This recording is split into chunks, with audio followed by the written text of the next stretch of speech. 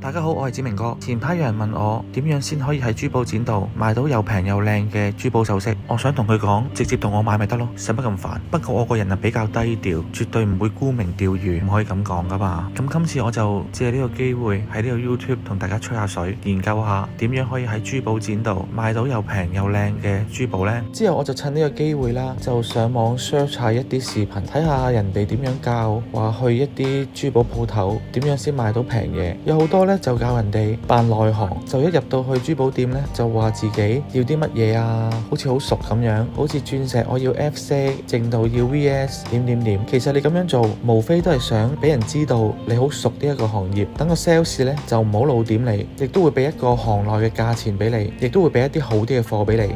其實咧呢啲真係咧好多人想象出嚟嘅啫，係一啲未經過真正經營過珠寶行業嘅人嘅想象。因為咧其實你無論講到你自己幾咁專業，定係你話你自己乜都唔識呢，其實基本上第一次嘅報價呢，其實都係差唔多。當然啦，如果你攞住鑽石嘅4C好準確嘅資料喺珠寶展嗰度問個價錢呢，其實呢已經平過出面零售鋪好多噶啦，價錢已經低好多，都已經唔怕買。但係如果你想叫佢再平啲，咁會發生乜嘢事呢？先講翻轉頭，做得珠寶展嘅好多都係有自己工場、自己工廠，直接由上游賣貨俾你，中間其實已經少咗好多一層層嘅成本同埋支出，賣俾你嘅價錢已經比出面優惠好多，同埋好多咧都係做批發或者做一啲出口嘅生意。所以如果你問佢可唔可以再平啲呢，我哋就會好老實咁樣問翻你轉頭啦，就係你話咁你買幾多呢？嗱，呢一句說話你會成日聽到嘅。如果你行珠寶展，你要買幾多呢？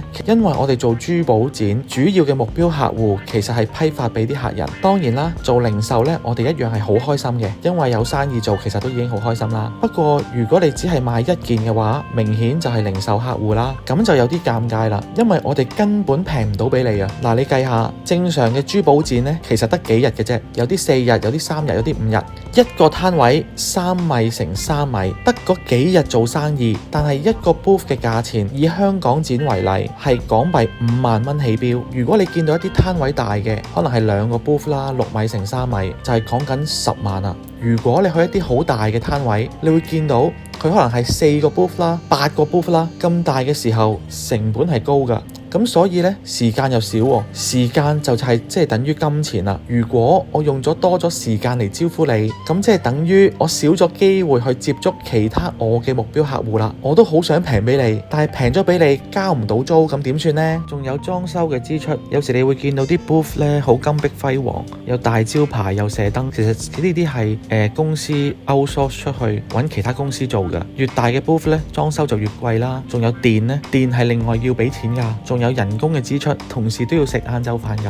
好多時候啲展覽咧係禮拜6日嘅，嗰啲我哋又要補價俾啲同事，有啲仲有 OT 嘅費用，成本係高嘅。雖然唔夠出面零售鋪嘅租金咁揦脷，但係成本都唔少。呢度我就第一個建議就係你如果行香港珠寶展，最好就係幫襯翻香港嘅公司。點解呢？外國公司嚟香港，其實佢哋比我哋更加高成本，就係飛機票嘅支出同埋酒店嘅支出，有啲可能係簽證啦，有啲呢更加需要運輸。你諗下，嗰啲珠寶可能好貴噶嘛，佢運咗嗰啲過嚟香港，再 show 俾你睇，你唔買佢都要運翻屋企。呢啲呢應該就唔會更新嘅，呢啲呢係會運啲運輸公司啦嚟做嘅，呢個都係一個成本。另外啦，你香港嘅公司你可以問一問佢係咪自己有工廠，因為香港公司好多呢都係大陸呢有自己嘅工場、自己嘅工廠嘅。當有自己工廠嘅時候，成本又可以再降低。咁當佢成本低嘅時候，平俾你嘅空間就更加多啦。而外國嘅公司，就算佢有自己嘅工場，又老實講啊，一個歐洲嘅師傅 compare 一個中國嘅師傅，中國嘅師傅肯定係平啲嘅，咁成本低啲，平賣俾你嘅機會又大啲啦。好啦，又去翻轉頭啦，好多 YouTube 啦出面就話要學一套 language 扮內行嘅，啱唔啱呢？嗱，其實老實講，我哋做咗20年珠寶展，其實有個潛規則啦，就係如果你係同行呢，我哋係會非常之 hea 咁招呼你嘅。又譬如你同我話你成日去珠寶展㗎，好熟啊啲珠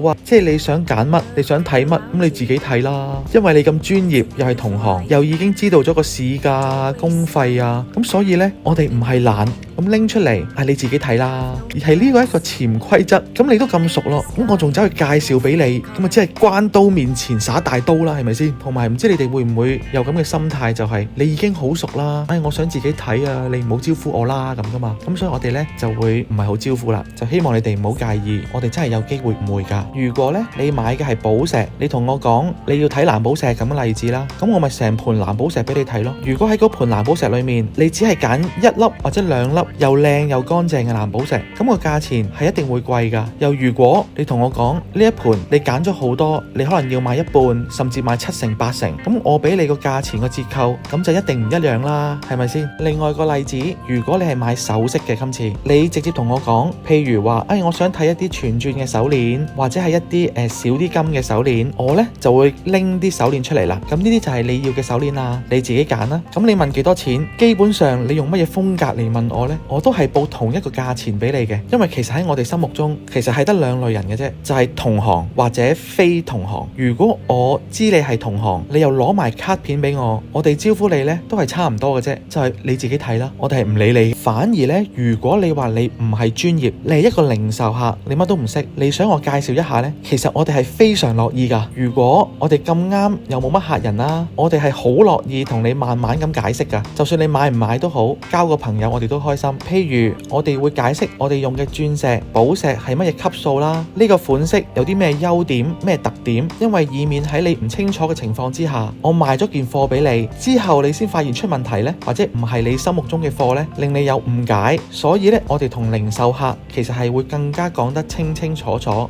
好啦，又講翻轉頭，究竟點樣先可以喺珠寶展度買到最低嘅價格呢？雖然珠寶展已經比出面啲大鋪平咗好多好多好多，不過如果你想要一個最終嘅價格呢，或者再低啲嘅價格啦，其實淨係一個原因嘅啫，就係你有個量就可以噶啦。簡單啲，即係你買得多就得噶啦。買一件同埋買兩件嘅價錢已經係唔同噶啦。嗱，買兩件同埋買10件嘅價錢呢，又係唔同噶。呢個呢係珠寶展嘅定律嚟嘅。好啦，第二個建議啦，如果你想喺珠寶展度買幾件珠寶，或者你有個 budget 啦，我建議你集中喺一間珠寶店度買晒全部嘅嘢。當有數量嘅時候，你就可以更加平嘅價錢。當然啦，我都明白嘅，同一間店就好難滿足晒你嘅要求噶嘛。不過呢個係一個方法之一，又或者你可能約埋你啲姊妹啊，一齊兄弟啊，一齊行個展覽，呢個都係另外一個方法啦。另外啦，最好集中喺一次過購買，即係譬如如果你星期一嚟咗買一件，星期三又嚟，哎呀我今次嚟再幫襯㗎，買多件你再平啲俾我，星期4又嚟。其實咁樣呢，我哋都星期一嘅時候，我都唔知你係咪過幾日真係嚟㗎嘛，所以個價錢又好難平到俾你。所以最好呢，就係一次過買嘅數量係多，咁就會平啲㗎。否則如果你只係買一件嘅時候，喺差唔多嘅黃金重量同埋差唔多鑽石大細嘅時候，喺珠寶展嘅唔同嘅鋪頭，其實價錢係唔會差太遠嘅。你只要行多1、2間咁上下款嘅，問多幾間唔同嘅店嘅 sales， 其實你就會知道揀最平嗰間就得啦，係咪？好，第3個方法啦。嗱，呢個方法呢，淨係適合買珠寶首飾嘅啫，唔適合買一啲GIA 嘅鑽石啦，亦都唔適合買一啲寶石嘅。就係可能你哋唔係好中意呢個方法，就係街市買餸式嘅講價啦。就係個 sales 開3000，譬如啦，你就開佢1000蚊。嗱，呢個 moment 呢，個 sales 一定黑面嘅，一係呢就忍唔住笑，因為覺得你唔識嘢啦。其實唔緊要㗎，完全唔緊要。你再問佢咩價錢，咁佢可能會俾一個平啲嘅價錢你啦，可能係開2500，咁你就開1500，係咁講到佢唔耐煩。嗱，不過呢個方法呢係有要求嘅，就係你發現嗰間鋪頭呢，就一個客人都冇，好清閒。發現咁多個行家呢，男人呢係好怕煩嘅，你問佢幾次，佢就索性俾個底價俾你噶啦，佢唔想煩啊，得就得，唔得就索性叫你快啲走。嗱，呢個方法呢，你哋可以參考下。另外再一個方法，呢個係一個暗黑嘅方法，咁我其實真係唔建議咁做，但係呢，我就喺一啲中東嘅國家啊、南美嘅國家做展覽嘅時候呢，就有人用呢個方法嘅，咁我都瀨過幾次嘢。點樣做呢？你可以首先，譬如喺一紮珠寶裏面，你可能先挑選10件、15件珠寶出嚟，咁因為你已經有個數量啦嘛，你就可以問個 sales， 我買咁多，最平係咩價錢呢？咁佢見到你有量，咁佢就會俾一個較平嘅價錢俾你。咁之後呢，你就叫佢拆散，分別每一件嘅價錢寫出嚟。因為個個價錢都唔同噶嘛，佢就要逐件貨咁寫啦。我好相信呢個時候你睇中嗰件貨嘅報價一定平過你之前。嗱，呢個 moment 呢，就係考驗你人性嘅時候啦。你可以喺呢個時候你就同佢講，啲20件裏面啲19件我都唔要，我淨係要1件啫。咁你話呢一件係呢個價錢噶嘛，咁我淨係要呢一件啦。咁我相信呢個時候呢，個 sales 呢係應該會即時黑面嘅，甚至可能會直接趕你出門口，唔做你生意。咁但係如果有一啲 sales 佢見到，好啦，你買一件就買一件啦，快手買咗算啦，唔想再見到你啦。咁你呢就真係可能買到一件好平嘅珠寶啦。嗱，呢個方法呢，真係一個非常嘅方法，我就唔係咁建議，不過就非常有效。但係呢，如果你喺啲20件裏面，你揀可能10件啊、8件啊，又或者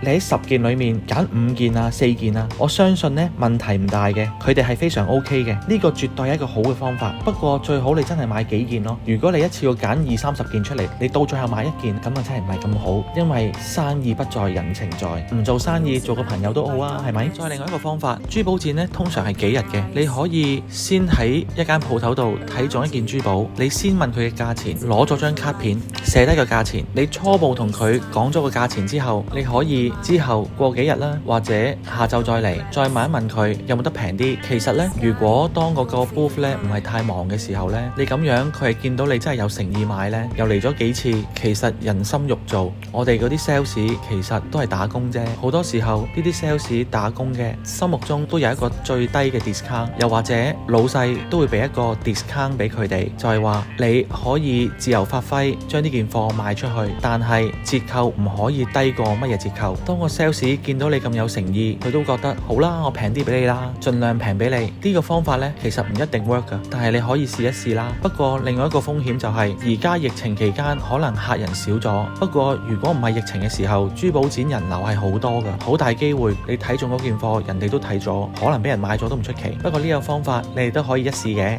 仲有另外一個方法嘅，就係做展覽嘅時候 WhatsApp 我指明哥，睇完我 YouTube 喺我度買嘢，我自動俾個最低嘅價錢俾你，一件啊我都俾個批發價你。就算你喺我個 booth 度揾唔到你需要嘅嘢，我都可以訂做。不過你唔想訂做嘅話，你話我喺第二間鋪頭度見到嗰件嘢，你都可以 WhatsApp 我，等我同你走去同嗰間鋪頭個 sales 傾，冇所謂嘅。如果你慳到錢，請我飲杯咖啡就 OK 嘅啦。再 subscribe 埋我個 channel。咁當然啦，如果我嗰陣時忙緊嘅話，就可能要等陣啦。今次我呢個 YouTube 呢，其實我錄之前呢都有啲猶豫，因為話晒我都係做珠寶展嘅人，咁啊我拍個 YouTube 教你哋點樣喺度買平嘢，好似有啲矛盾。如果俾啲行家聽到，可能話我倒自己米。不過我咁諗，如果因為我呢個 YouTube 可以令到多啲人去珠寶展買嘢，咁可能都係好事啦。希望你哋支持下我 ，subscribe 我個 channel 啊，有需要隨時 call我。我今日分享到呢度啦，多謝收睇，拜拜。